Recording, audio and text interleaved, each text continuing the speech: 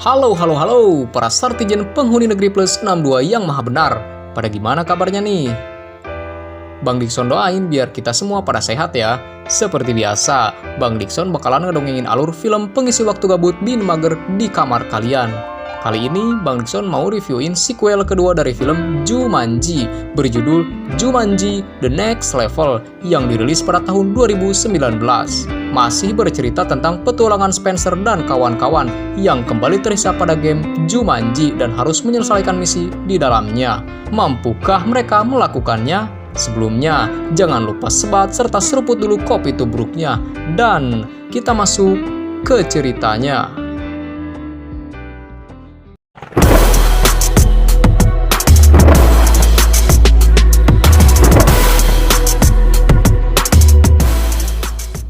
Di awal scene, kita diperlihatkan kehidupan Spencer dan kawan-kawan yang telah lulus dari sekolah. Nampaknya, mereka berencana buat reunian esok harinya dan mengenang masa-masa kegokilan ketika zaman-zaman sekolah dulu.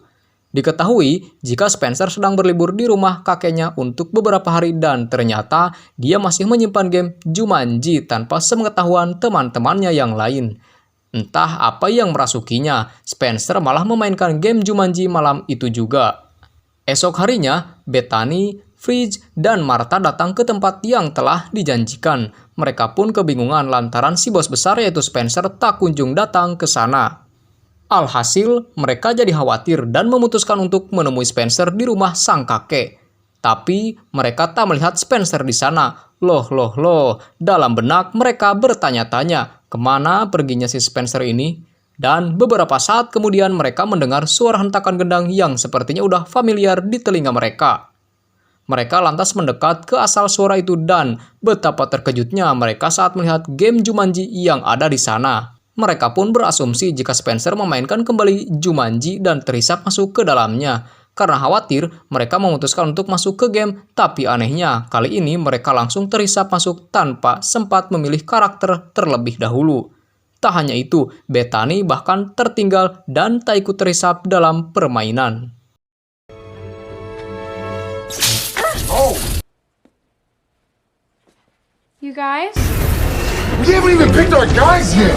Keanehan kembali terjadi saat mereka berada di dalam game. Karakter yang mereka gunakan tak seperti sebelumnya, kecuali Martha yang masih menjadi Ruby. Sedangkan karakter Dr. Bravestone malah dipakai oleh kakek Spencer yang bernama Eddie. Begitupun juga Mus Finbar yang diperankan oleh teman kakek Eddie yang bernama Milo. Sementara Fridge malah masuk ke karakter yang diperankan oleh Bethany sebelumnya yaitu Profesor Sally. Martha kemudian ngasih paham si kakek-kakek ini yang belum tahu apa-apa mengenai Jumanji. Bak dejavu, Fridge kembali dihisap kudanil segede gaban saat mencoba memperingatkan Eddie dan Milo untuk tetap waspada. Alhasil nyawanya berkurang sebiji cuy. It feels pretty good now.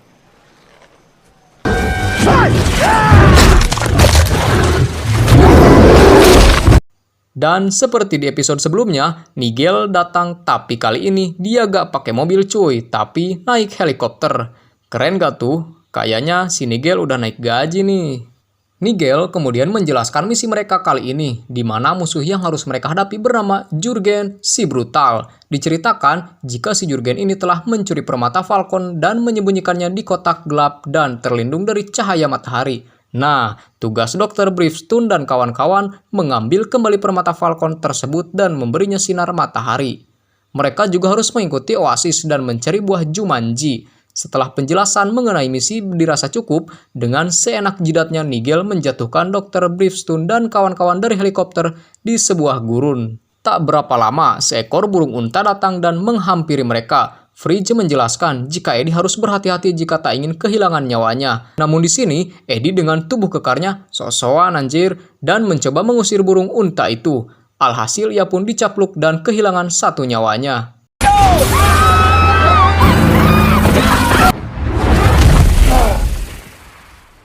Get out of here. They attack.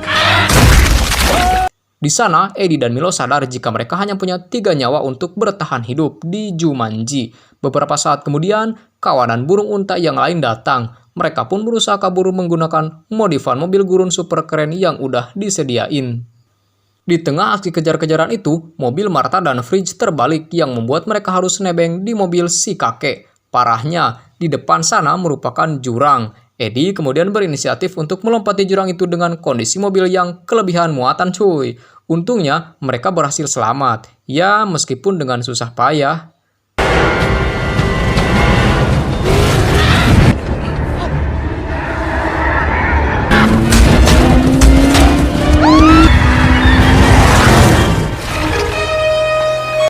Mereka kemudian melihat profil dari karakter masing-masing, dan nampaknya kali ini tiap orang punya kelemahan termasuk Dr. Brimstone yang lemah terhadap Switchblade atau pisau lipat. Padahal sebagaimana kita tahu jika di episode sebelumnya, Dr. Brimstone tak punya kelemahan apapun. Di dunia nyata, Bethany yang bingung menemui Alex.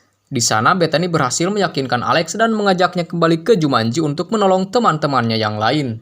Sementara itu, Eddie dan yang lain sampai di Oasis. Namun, tanpa mereka duga, Jurgen juga telah berada di sana. Dan tiba-tiba tempat tersebut mendadak gelap.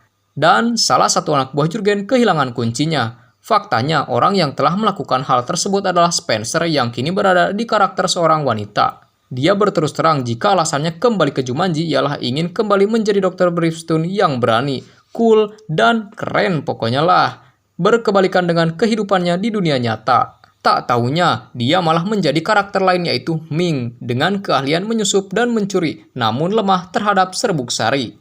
Lalu datanglah mantan kekasih Brimstone di Jumanji dan bilang jika Jurgen dan anak buahnya pergi ke benteng untuk menemui Kababik bersaudara untuk menjual permata Falcon dan menjalin hubungan kerjasama dengan mereka.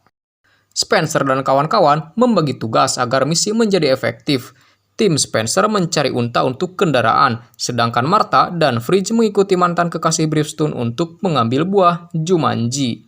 Mereka pun melihat buah Jumanji di seberang sebuah kolam besar hijau yang nampaknya berbahaya. Dengan sedikit kemampuannya, Martha melompat dan berhasil mendapatkan buah itu.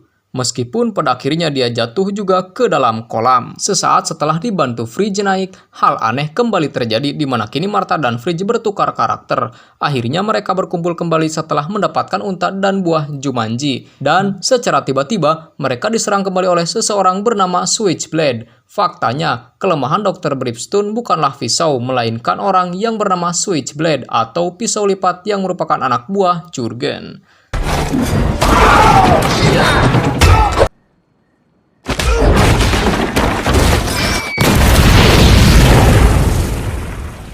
Singkat cerita, mereka telah sampai di jembatan yang super aneh. Gimana enggak? Tuh, lihat aja.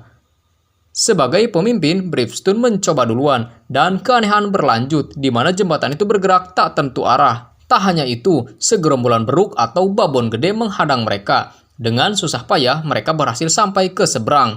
Tapi para babon itu keras kepala dan masih ngejar cuy. Untungnya, mereka diselamatkan oleh Alex yang datang dengan menunggangi seekor kuda. Dan betapa terkejutnya mereka saat mengetahui kuda itu merupakan salah satu karakter di Jumanji. Dan kini diperankan oleh Bethany.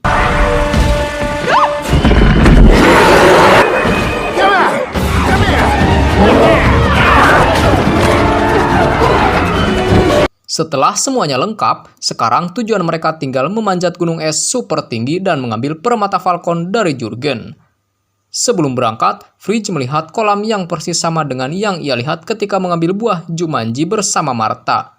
Dia pun yakin jika mereka dapat bertukar karakter setelah berendam di air tersebut. Dan dugaan Fridge benar. Kini Spencer dan kawan-kawan telah kembali ke karakter yang mereka mainkan di episode sebelumnya. Sementara Eddie jadi Siming dan Milo jadi kuda cuy. Setelahnya, di saat yang lain sedang beristirahat, Milo dan Eddie diculik oleh anak buah Kababik bersaudara.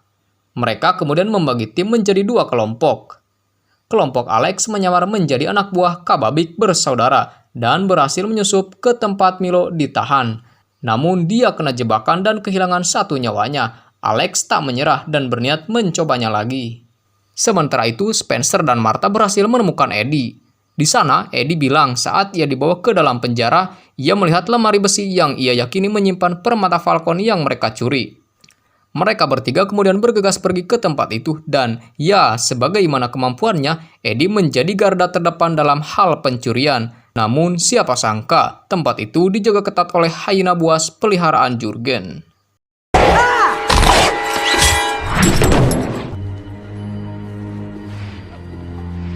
Di tempat lain, penyamaran Pridge, Bethany, dan Martha ketahuan oleh Jurgen berkat laporan dari anak buahnya. Kini mereka bertiga mulai terpojok. Tak lama Spencer datang dengan sigap ngegebok Jurgen, tapi nampaknya hantaman keras Spencer tak berpengaruh sedikit pun padanya.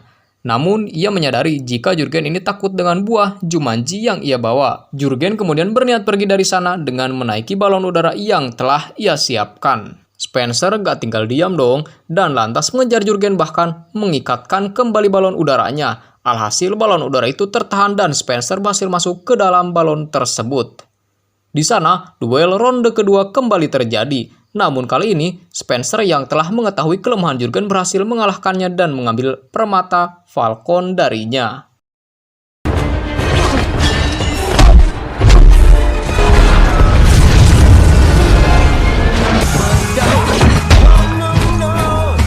Spencer kemudian melemparkan permata itu ke Eddie yang sedang menunggangi Milo yang ternyata bisa terbang cuy. Dan seperti sebelumnya, mereka berteriak Jumanji bersama-sama dan misi pun sukses berat. Jumanji! Mereka semua akhirnya bisa kembali kecuali Milo yang memutuskan untuk tetap tinggal dan menjaga Jumanji. Di sini akhir, kita diperlihatkan Spencer dan kawan-kawan yang sedang ngobrol-ngobrol di sebuah kafe. Di sana mereka semua bersepakat untuk tetap kompak dan berjanji tak akan kembali pada game Jumanji lagi. Dan film pun tamat. Film yang cukup meriwah dan banyak kejutan-kejutan juga ya seluruh. Oke, sampai di sini dulu alur cerita film Jumanji The Next Level. Jangan lupa dukung terus channel Bang Dickson ya, dengan cara like, komen, dan subscribe tentunya. Akhirul kata, terima kasih bagi yang masih stay di channel ini. Sampai ketemu lagi di review film selanjutnya. Dan permios.